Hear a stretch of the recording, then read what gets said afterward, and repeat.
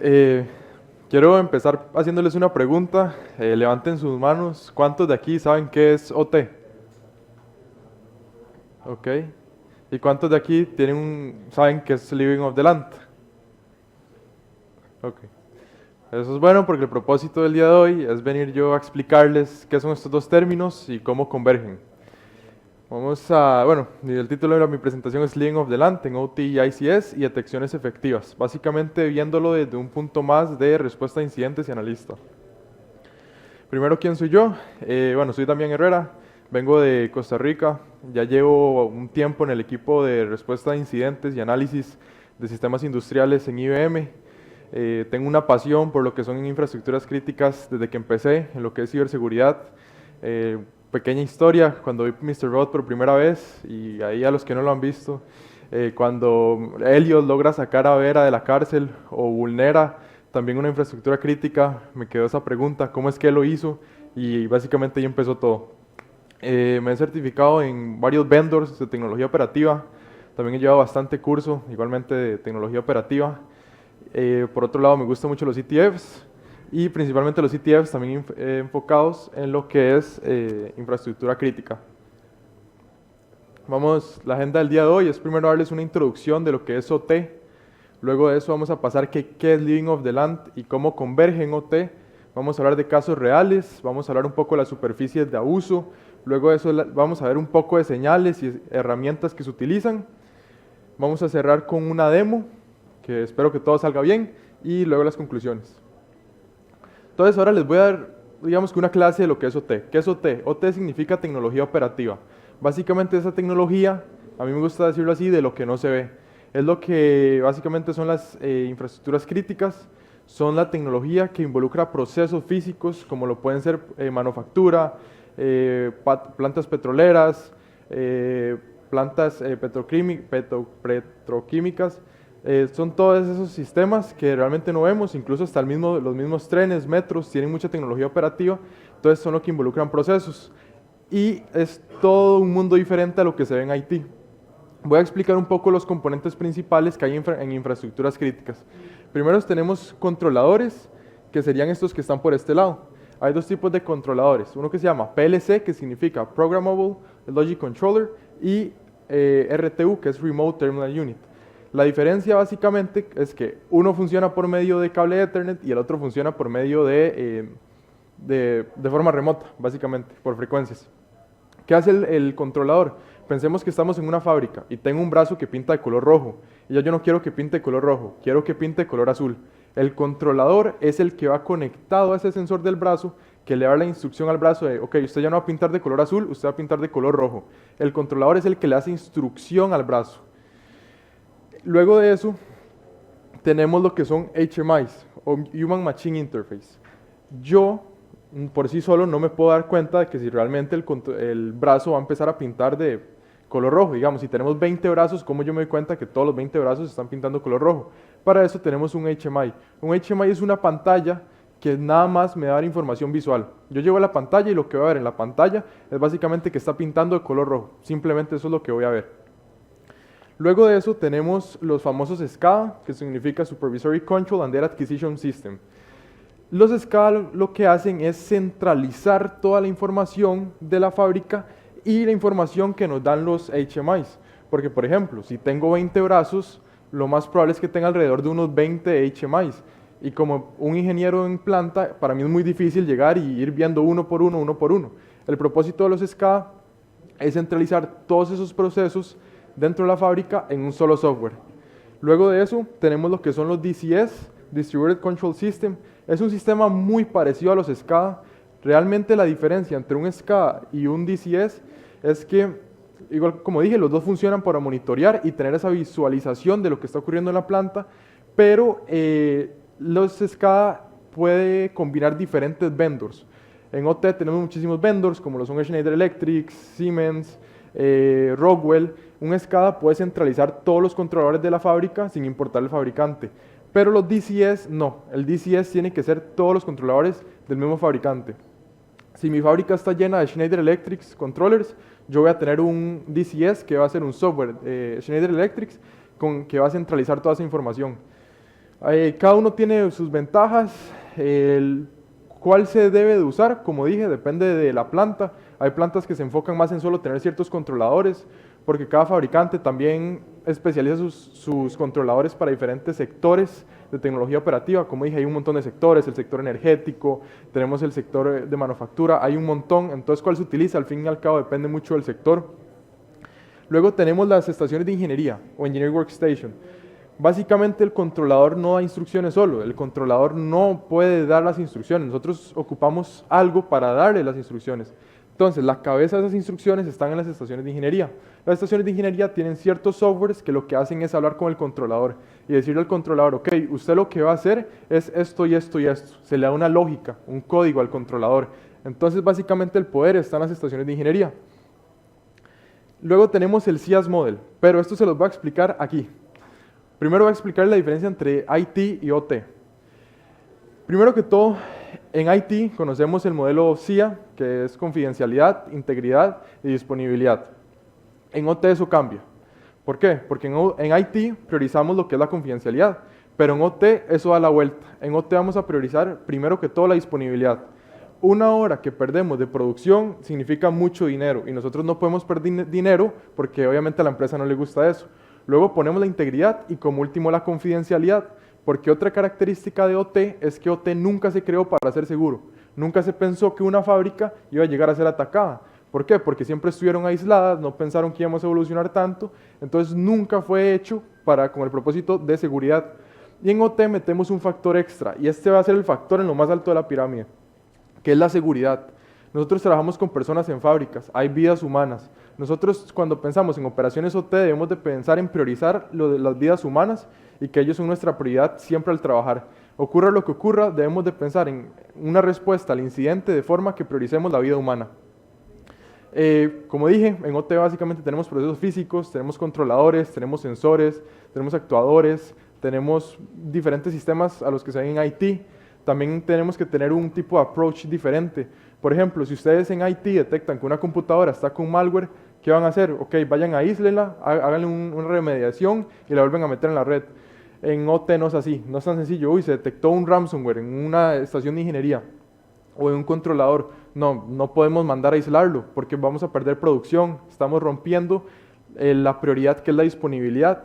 Entonces, ¿qué tenemos que hacer? Ver cómo con controles alrededor podemos evitar que eso nos afecte. Por ejemplo, es un ejemplo práctico. Se detectó un ransomware. Ok, fíjense si el firewall está bloqueando la conexión hacia afuera para que no encripte los datos. Debemos de ver cómo logramos mantener la disponibilidad básicamente al 100% del tiempo. Básicamente esa es la diferencia y eso es el CIAS Model, lo que les decía. El que metemos un factor extra, que la disponibilidad básicamente va a ser nuestra prioridad. Entonces ya con esto tienen una idea de qué es OT, cómo se diferencia de IT. También hay otro factor importante que les voy a mencionar porque lo vamos a hablar más adelante. En IT podemos tener un approach más activo. Por ejemplo, si tenemos una red, podemos tirar un escaneo de red y detectar cuáles assets están en nuestra red. En OT no, los controladores son sistemas muy pequeños, son muy sensibles. Trabajamos con mucha infraestructura crítica que si reciben un poquito más de paquetes pueden dejar de funcionar. Eso lo vamos a ver más adelante un ejemplo. Entonces en OT todo es pasivo. ¿Qué significa eso? Nosotros solo podemos escuchar la red. Es casi que todos los recursos que tenemos en OT para responder a incidentes. ¿Cómo escuchamos la red? Hay muchísimos IDS, es casi que la solución que usamos. Un IDS es un sistema que se conecta al switch. Lo que hace es escuchar lo mismo que el switch y en base a firmas, él nos avisa, ok, se detectó esto que está extraño. Y eso nos da pickups. Pickups son un tipo de archivos que son utilizados en Wireshark para básicamente ver el tráfico de red. El Purdue Model, también esto es muy importante, IT y OT convergen. Ahora las fábricas tienen que converger con IT, siempre va a haber sistemas de IT en las fábricas. Entonces, en un mundo ideal, una arquitectura de OT debería ser basada en el Purdue Model. ¿Qué es el Purdue Model? Es un modelo de cómo debemos de converger y dividir las cosas en nuestra arquitectura. Primeramente, tenemos el nivel 5, que digamos que es la parte de IT, toda la parte corporate, sistemas ERP, las computadoras de recursos humanos. Después tenemos el nivel 4, que pueden ser los servidores, los web servers, DNS servers, donde están los servidores. Y luego ya empezamos a hacer la segmentación entre IT y OT, donde tenemos una DMZ, una zona desmilitarizada. Básicamente esta es una zona donde ya se empieza a aislar el sistema y donde vamos a poner muchos controles para básicamente tener el mayor monitoreo posible de quién está entrando y saliendo de la red. Cada uno de los niveles se segmenta por firewalls, siempre van a haber múltiples firewalls en infraestructuras OT. Y ya en el nivel 3.5 lo que tenemos son servidores de pacheo, básicamente son servidores que de forma automática mandan parches a los que son los controladores. Tenemos historians, los historian servers son servidores que se utilizan en OT para guardar todos los logs de los sistemas SCADA, de los controladores y de todas las operaciones que se realizan a nivel más bajo. También tenemos los jump servers. La mayoría de las veces en OT siempre debemos de entrar por VPNs, por jump servers, de alguna forma remota, porque como está tan aislada, debemos de utilizar estos sistemas para entrar. Ya luego lo que es puro T, nivel 3 de manufactura, donde tenemos las estaciones de ingeniería, más servidores de historians. Luego tenemos el nivel 2, que tenemos ya la parte de visualización, los sistemas SCADA, los DCS, los HMIs. Y el nivel 1, donde tenemos ya los controladores. Aquí hay algo que quiero que recuerden, que tenemos un sistema que se llama SIS, Safety Instrument System, o instrumento de seguridad. ¿Qué es esto? Nosotros en OT, nuestra última línea es este sistema. Es un tipo de controlador que una forma muy fea de decirlo así, si todo está saliendo mal en la fábrica, nos hackearon, detectamos que todos están dentro, que básicamente la fábrica va a explotar, lo que va a hacer el SIS es decir, ok, algo extraño está pasando, voy a parar una lógica de controladores para evitar una catástrofe. Entonces, ¿qué hace él? Ok, voy a parar estos 8 controladores, voy a parar estos otros 3 de esta zona para evitar que la fábrica explote. Esta es nuestra última línea de seguridad. Si todo falla, solo nos queda confiar en que el SIS no va a fallar. Y ya el nivel 0 tenemos lo que son los sensores. En la vida real esto no funciona así. En la vida real las fábricas meten en la red lo que a veces les da la gana, pero el propósito es que siempre la infraestructura sea así y verlo de esta forma. Ahora, ¿qué es living off the land? Living off the land en español significa vivir de la tierra. Son tipos de ataque que lo que buscan es estar dentro del sistema y vivir de todos los software legítimos, de todas las herramientas legítimas y pasar desapercibidos sin que nadie se dé cuenta.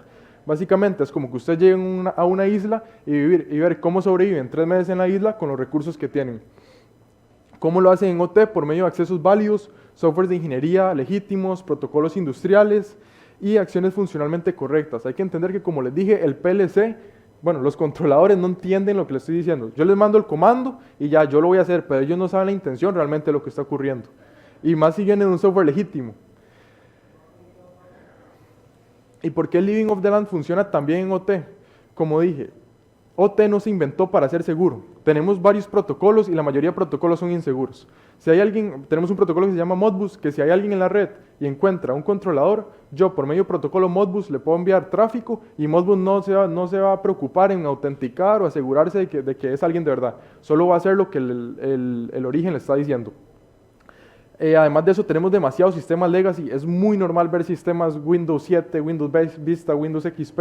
Es demasiado normal ver esto, ver controladores de hace 50 años. Incluso hay un caso muy interesante de un controlador de 70 años que vamos a ver pronto. Luego tenemos redes estáticas. La mayoría de IP son estáticas. Para un hacker, mapear la red es muy sencillo porque hay IPs que ya se sabe qué hacen. Cambios repentinos pero críticos. En OT es muy usual ver que de la nada se hizo un cambio rarísimo, pero es legítimo. Entonces también eso nos deja mal parados a nosotros cuando estamos en la respuesta a incidentes o en la parte de analistas de decir qué es lo que está ocurriendo. Y la seguridad basada en confianza. Como en OT no es activo, es pasivo, no tenemos tanta visualización. Y si yo detecto algo extraño, lo que me queda es llamar a la planta y preguntar, hey, usted es el ingeniero que hizo tales cambios, y que el ingeniero me diga que sí, porque a veces no tenemos tantos accesos para realmente ver si la acción fue legítima. Entonces básicamente confiamos en lo que el ingeniero nos está diciendo es verdad. Y esto lo vamos a ver en estos casos reales. Primero tenemos el caso de All Smart Water. Es una planta de tratamiento en Florida donde se detectó un acceso remoto. Utilizaron TeamViewer, una herramienta legítima. Y lo que pasó fue que había un set point en un controlador que lo que hacía era ver qué tanto químico se le iba a poner al agua. Resulta que lo que hizo el atacante fue subirlo al máximo, con el propósito de envenenar a las personas. ¿Cómo se dieron cuenta? Porque el ingeniero llegó a la estación de ingeniería y se dio cuenta que el mouse estaba moviendo solo. O sea, no hubo ningún sistema de detección, no hubo nada que en el medio dijera algo extraño está pasando, no, fue que de pura casualidad él llegó y vio que se estaba moviendo el mouse. Y ahí fue cuando cambió el setpoint y ya todo volvió a la normalidad. Pero por suerte se dieron cuenta. Pero como vemos, utilizaron una herramienta legítima que utilizaban en la planta para hacer el cambio en los setpoints y nadie se dio cuenta, ninguna alerta saltó. Luego los apagones en Ucrania en 2015, esto por el malware Black Energy.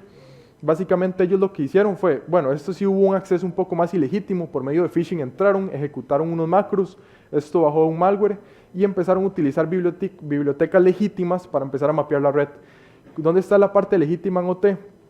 Encontraron unos puertos abiertos por medio del firewall y empezaron a usar esos puertos abiertos para conectarse. El equipo de redes nunca se dio cuenta y empezaron a usar softwares legítimos. El día que hicieron el apagón, de hecho fue un 24 de diciembre, usaron los softwares legítimos de los controladores para apagar todos los breakers. Y básicamente dejaron a la mitad de Ucrania durante 6 meses sin básicamente energía. Luego tenemos Triton y Trisis, que es un caso súper interesante, porque igual entraron por phishing, llegaron a encontrar una VPN vulnerable, vulneraron la VPN, entraron por la VPN a la parte de OT, y en la parte de OT ganaron acceso a una estación de ingeniería que hablaba con el SIS. Como les dije, el SIS es nuestro último sistema de seguridad. Si todo va a explotar, el SIS se va a asegurar de que no explote. Y lo que hicieron fue mandar código legítimo al SIS. El SIS llevaba 70 años ahí. Básicamente desde que este tipo de controladores existen desde hace 75 y este lleva 70 años, para que se den una idea. Como lleva 70 años, nunca nadie había hablado con él, porque el SIS está en la fábrica con el propósito de, hay una emergencia, me va a pagar, pero nadie habla con él. Y después de 70 años, alguien le habló, no supo quién le habló, no supo qué pasó, se confundió porque como nunca le habían hablado, no sabía qué era que le hablaran y se apagó. Se apagó porque no supo, pero no porque hizo la función que debía.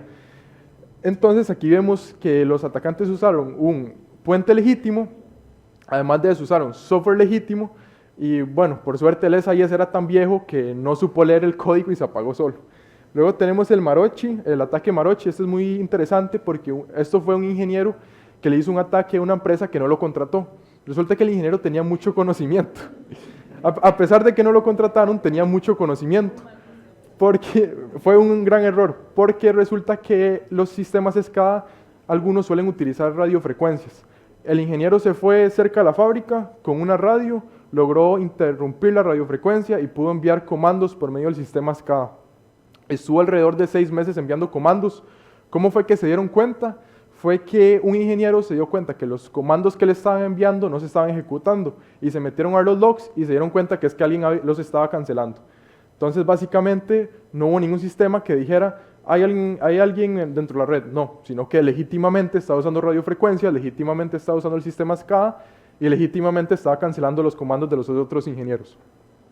Entonces, como vemos, estos son casos donde la parte de OT que les dije, sistemas legacy, se utilizan muchísimos softwares legítimos, todo esto quedó demostrado aquí. Además, en Triton y Trisis, Julian Guzmanis, el incident responder de este caso, menciona que cuando él llegó a la planta a hacer toda la parte del forensics, él vio unos logs en la VPN y él le preguntó a los ingenieros, ¿ustedes se dieron cuenta de que esto se hacía así? Y los ingenieros dijeron, sí, eso es algo legítimo. Julian Guzmanis dijo, en OT hay que pensar así, lo legítimo, si hay algo que dicen que es normal, es mejor investigar más allá. Se puso a investigar más y se dio cuenta que por ese túnel era que estaban entrando los hackers. Entonces, si Julian Guzmanis hubiese confiado en lo que los ingenieros dijeron, de que eso era legítimo, como dije, que en OT es basado en confianza, él no hubiese encontrado quiénes hicieron el ataque. Pero como él desconfió y fue más allá, fue que él pudo llegar a darse cuenta de eso. Tenemos 4 superficies en Living Off the Land. Primero, tenemos los accesos remotos. Aquí es donde se roba el derecho a estar dentro de la red. Yo, como un atacante, necesito de forma legítima ganar acceso remoto a la parte de OT para empezar a tomar estaciones de ingeniería y empezar a enviar comandos. Luego tenemos las estaciones de ingeniería. Como les dije, aquí es donde mandamos los comandos. Este es el poder. Aquí podemos hacer lo que queramos con la planta. Protocolos industriales. Aquí es donde se ejecuta el impacto físico. Nosotros si el atacante sabe cómo enviar comandos y qué comandos enviar al controlador, vamos a estar en una situación muy complicada. Y como dije, los protocolos en OT no son seguros, son inseguros porque nunca se pensó que fuera necesario hacerlos seguros. Y el contexto operacional, esto es nuestra ventaja. El atacante no sabe cada cuánto se hacen cambios en la planta. En el sistema SOTES hay algo que se llama ventanas de mantenimiento, que son las ventanas donde se hacen cambios en muchos controladores. Tiene que haber un documento de eso, está documentado y nos avisan a nosotros que eso va a ocurrir. Entonces nosotros tenemos ventaja de eso. Nosotros entendemos qué controladores hablan con qué controladores, entendemos qué redes hablan con qué redes y eso el atacante no lo sabe. Entonces ahí es donde se delata y nosotros debemos de tomar acción. Vamos a hablar de accesos remotos. Este primer abuso que suelen abusar, VPNs como IPsec, OpenVPN, SSL-VPN, básicamente utilizan VPNs, pero ¿cuáles son los que yo he podido identificar más que suelen utilizar los atacantes? Son protocolos como RDP y TeamViewer, como les dije, y PSX. PSX lo suelen utilizar muchísimo y se detecta muchísimo en plantas industriales. Como es llamémosle así, un agente tan ligero para conectarse de forma remota, es muy utilizado y hay que tener muchísimo cuidado con PSX. Aquí como ven, esto es un diagrama de cómo en Black Energy, que fue el ataque de los apagones, entraron al sistema. Básicamente lo que hicieron fue también abrirse un túnel SSH a la parte de OT. Entonces básicamente estos generalmente son las herramientas que utilizan para vulnerar la parte de acceso remoto. Como le dije, la parte de acceso remoto, ¿cómo es que llegan a eso? Primero, siempre lo que vulneran es IT. Como les dije, IT y OT convergen. Vulneran IT, dentro de IT empiezan a hacer reconocimiento y ya llegan a esos accesos remotos. No es que de la red de afuera llegan y atacan una de estas cosas, sino que ya dentro de IT empiezan a hacer el reconocimiento y llegan a estas herramientas. Las estaciones de ingeniería. Una estación de ingeniería, como les dije, básicamente les da todas las instrucciones al sistema de qué es lo que deben de hacer. Bueno, a los controladores.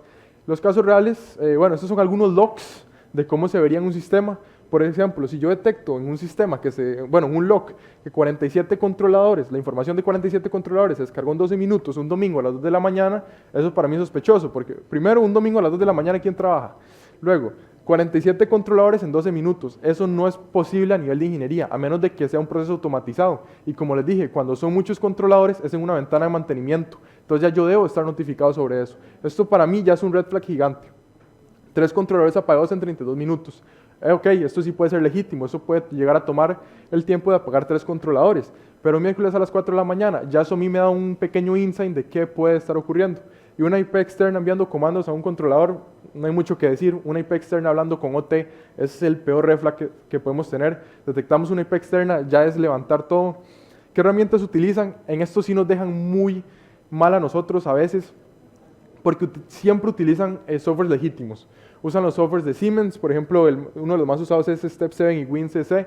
Siempre los hackers, lo que yo he podido ver es que utilizan los softwares legítimos. Por eso a veces es tan difícil para nosotros identificar si es legítimo o no, porque siempre los utilizan. Es muy raro que manden scripts o cosas así, sino que intentan ver cómo hacen un script para utilizar estos softwares. También tenemos los de Rockwell. Los más utilizados de Rockwell son Studio 5000 y RS Logic. Y eso sería con las estaciones de ingeniería. Luego a nivel de red. A nivel de red, aquí tenemos un paquete. Lo normal debería ser detectar lecturas, no tantos cambios. Y si se detectan, lecturas es que son los read, y los write es cuando yo escribo sobre el controlador. Yo no debería detectar tantos writes en la red, porque cuando hay writes hay cambios. Y ahí, si hay cambios, tiene que haber un documento o un log de quién está haciendo el cambio. Y cuando hay cambios son muy puntuales. Son 1, 2 paquetes, 3, 4 paquetes de cambios, no 28. Y siempre es de un máster conocido. El máster es el que envía los comandos. Los máster generalmente siempre hay un registro o lista de quiénes son los ingenieros, desde qué computadoras trabajan y desde qué IP se conectan. También hay otro tema a nivel de red. Cuando están a nivel de red, y esto ocurre mucho y también es algo muy complicado de detectar, es que a veces en sistemas OT se mandan muchos paquetes TCP, se mandan muchos paquetes ICMP. ¿Qué hago yo? ¿Cómo detecto yo que hay algo sospechoso si tengo un hacker que lleva 10 meses dentro de la red y lo que hace es enviar cada 2 días 3 pings para ir mapeando la red? 3 pings. Al final de 10 meses va a tener un montón, va a tener mapeada la red. Entonces eso también nos pone en una situación muy complicada a nosotros. Y también utilizan mucho Wireshark. Wireshark es una de las herramientas, y no es que la más utilizada en sistemas OT, porque como les dije, tenemos que tener un approach pasivo y esto nos da básicamente eso. Utilizan mucho Wireshark, T-Shark y es muy usual verlo, entonces a veces detectar si el uso es legítimo y legítimo es muy complicado, porque al fin y al cabo no están tomando acciones sobre la red, simplemente están escuchando la red y mapeándola. Diferencias entre mantenimiento y ataque. Yo no me pregunto si el comando que enviaron es válido, si el comando está diciéndole al brazo que pinte de tal color o esto o lo otro. Yo me pregunto quién lo envió. ¿Es un ingeniero permitido? ¿A qué hora lo envió? ¿Es un ingeniero que en su zona horaria son las 3 de la mañana? ¿Por qué están viendo eso? ¿Es un ingeniero que se conecta desde Polonia? ¿Y por qué se está conectando desde Brasil? ¿A cuántos dispositivos afectó y con qué secuencia lo hizo? El tiempo a nivel de red, como les dije, nosotros lo que vemos son paquetes de red y ahora lo vamos a ver, el tiempo es súper importante. Si yo detecto que el ingeniero que se conectó desde Brasil, que siempre se conecta desde Polonia, mandó 28 cambios y entre cada cambio hay 0.5 milisegundos, eso significa un script. Eso no es humano, no se puede hacer. Entonces ya eso es algo extraño. Como dije aquí, un ingeniero trabaja lento, suele trabajar en ciertos controladores nada más. Lo hace dentro de ventanas la mayoría de veces, a veces fuera de ventanas, pero cuando lo hace fuera de ventanas es en pocos controladores y con pausas humanas, como les dije, cierto tiempo, 20 segundos, 15 segundos, 1 minuto, 2 minutos, no milisegundos. Un atacante trabaja rápido en muchos controladores, fuera de horario y sin errores humanos. Hay ciertas señales que si nosotros la vemos en OT ya es un red flag gigante, como lo primero puede ser que se detectó que un PLC se apagó. Ok, como les dije, nuestro fundamento debe ser la disponibilidad. ¿Por qué se apagó un controlador? De una vez levantamos la mano. Esto no es normal. Nuevos masters enviando controladores. Si yo detecto una IP que nunca ha mandado información a un controlador, mandando información, yo de una vez voy a levantar la mano y decir, ¿qué es esto? Lo mismo con los writes, un nuevo master enviando comandos. Luego, acceso remoto, detectar un acceso remoto que no es usual y de una vez ver que ya está tomando acción dentro de los controladores. Eso es un red flag gigantesco porque de una forma tan rápida usted ya está tocando la parte de OT. Acciones coordinadas a múltiples controladores, eso está relacionado a que un script que diga va a hacer esto con tantos controladores. Alta frecuencia de writes, como les dije, y OT hablando con internet, eso ya es el mayor red flag, como les dije, no debería, o sea, OT está aislado con el propósito de que no hable con el internet. Si escuchamos internet, ya de una vez levantar la mano. Pero eso, lamentablemente, no es así en la vida real, y esta es la cruda realidad. Nos han atacado muchísimo sin infraestructura crítica, porque ojalá estas señales fueran tan evidentes. Hasta cierto punto, los que atacan también entienden OT, y saben cómo es el comportamiento en OT.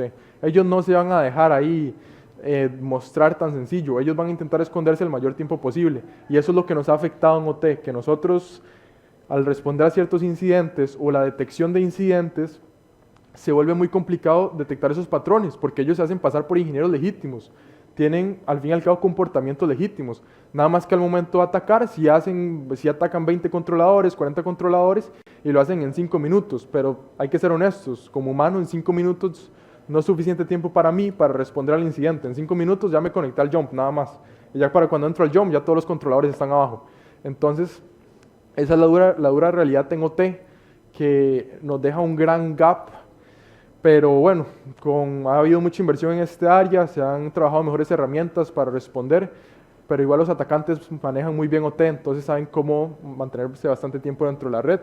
Eso lo vemos en ataques como el de Ucrania, han atacado las plantas eléctricas de Ucrania ya 3 veces, Black Energy, Industroyer 2, Industroyer 3,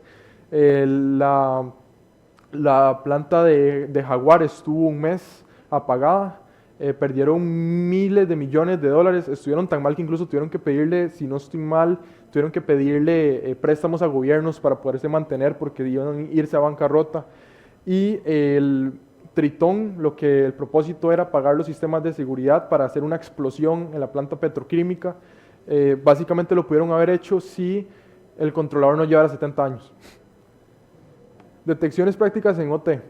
Yo realmente no necesito magia, porque como les dije, en OT tampoco podemos llegar e instalar un EDR a los controladores. No puedo llegar y ponerle un XDR o un agente a un Windows XP. Yo no puedo llegar a hacer eso. En OT, en mi opinión, y lo que funciona en la vida real, hay 4 cosas. Primero, un pickup. Con el tráfico de red yo puedo ser capaz de detectar behaviors anómalos. Contexto. Si yo entiendo cómo funciona la fábrica, que nosotros en OT debemos de entender muy bien cómo funciona, yo voy a detectar esos contextos extraños. ¿Por qué esta subnet que nunca habla con esta están hablando hoy?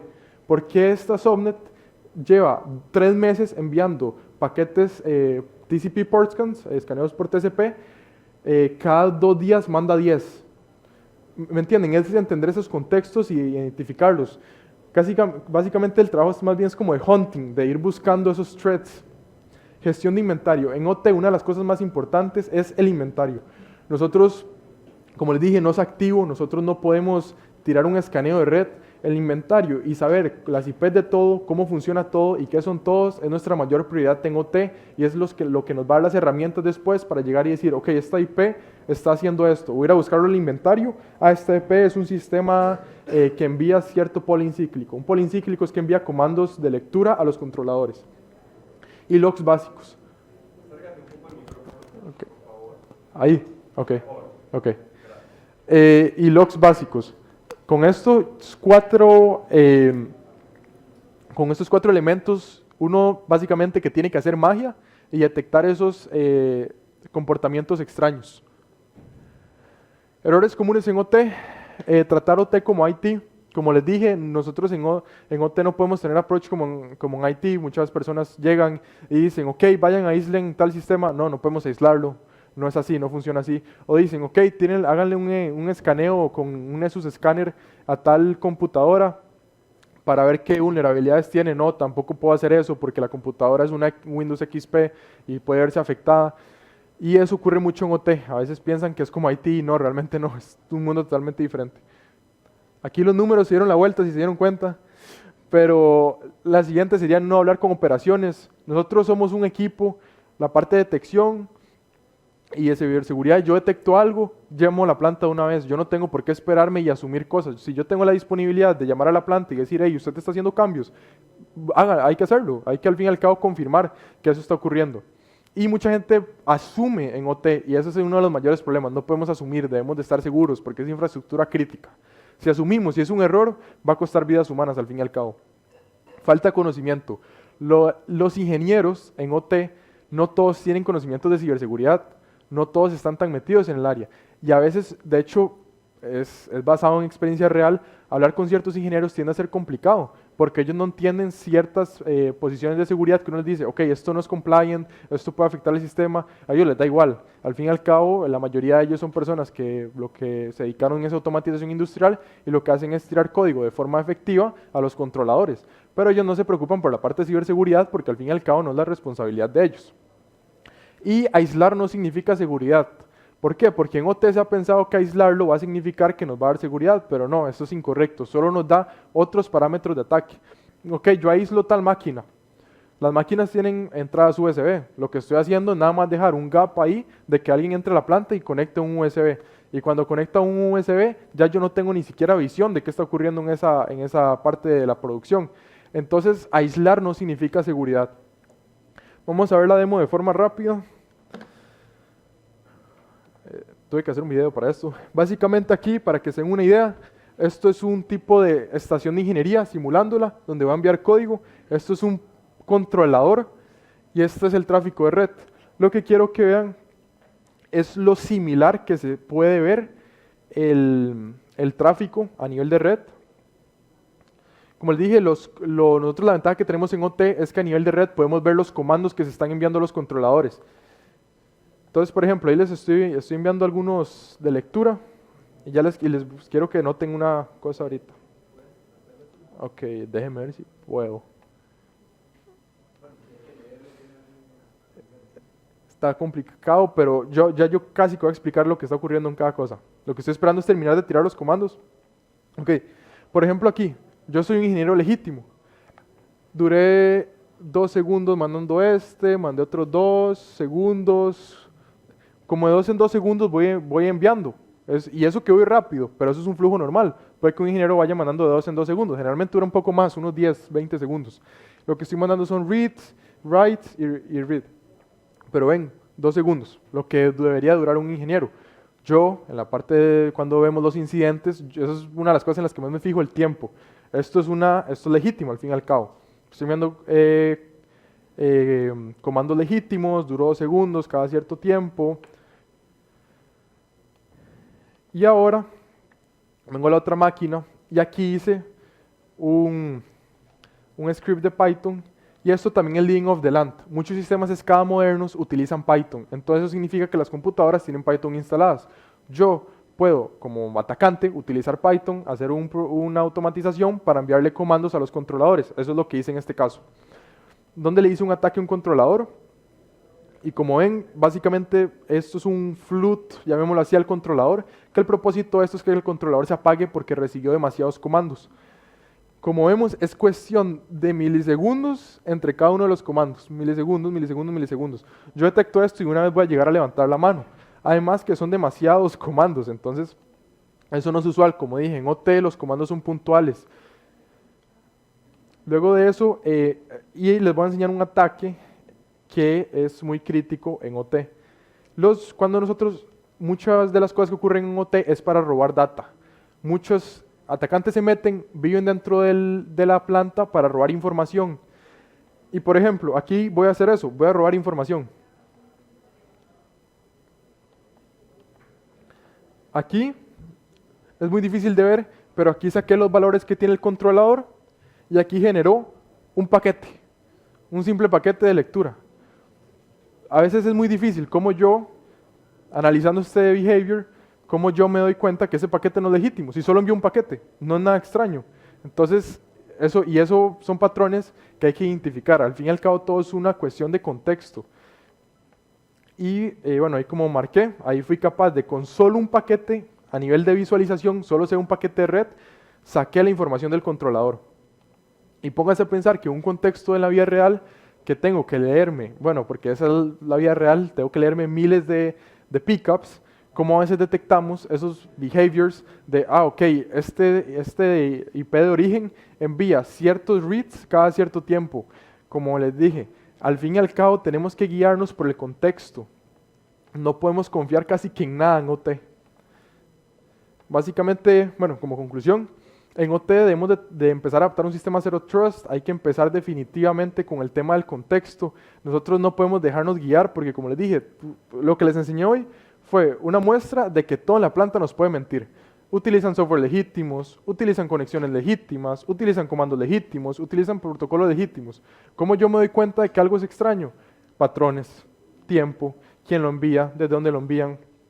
Y como les dije, en OT tenemos recursos muy limitados porque como no está hecho para seguridad, nos dejan una situación muy crítica a nosotros también. Entonces, para mí es súper divertido OT y de verdad que los motivo a todos a que puedan empezar a informarse de este área. Es un área que viene en crecimiento, las APTs ya no buscan atacar y robarse una base de datos de cualquier empresa, las APTs están atacando infraestructura crítica, hay un montón de ataques, un montón de grupos enfocándose en esto, igual tiene un gran mercado. Y como les dije, es súper divertido porque al fin y al cabo debemos de, basado en behavior, nosotros llegar a una conclusión. Básicamente Zero Trust. Y eso sería la presentación. Espero les haya gustado, que hayan podido aprender de OT.